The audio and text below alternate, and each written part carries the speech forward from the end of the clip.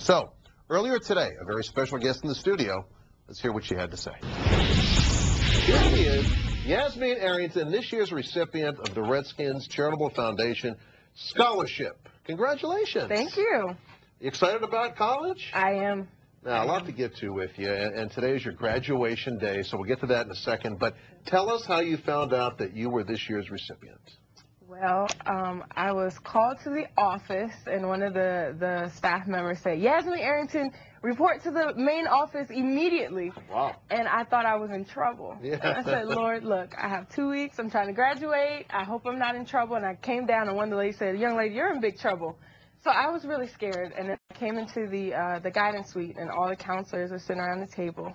And my principal had the phone to her ear, and she was frowning. So you can imagine that I was trembling, and so she handed me the phone, and then Mr. Dan Snyder said, hello, this is Mr. Dan Snyder, owner of the Redskins. I said, hi, sir.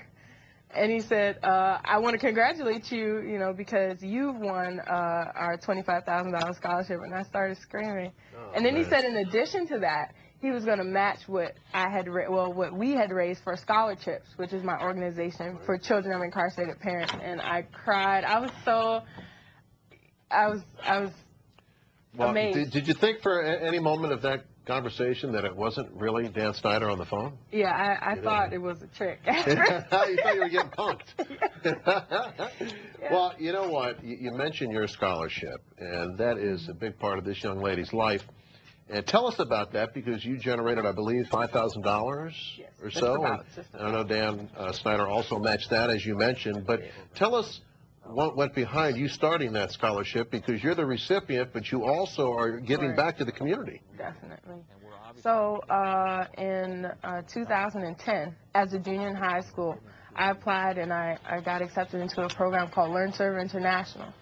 And they promote social entrepreneurship, with teens in the DMV area. Sure. We all know there are a lot of entrepreneurs, but just because they're an entrepreneur doesn't mean that their business actually helps and gives back to the community. So I looked at my community, and at the time, my father, he's still incarcerated. He's incarcerated in Georgia. And I thought, there are a lot of teens in D.C. with incarcerated parents.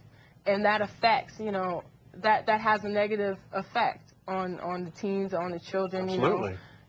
Sometimes they drop out of school, sometimes they end up in jail themselves. Right, exactly. So I thought I had wanted to do a mentoring program for them, and instead it turned into a scholarship fundraising thing.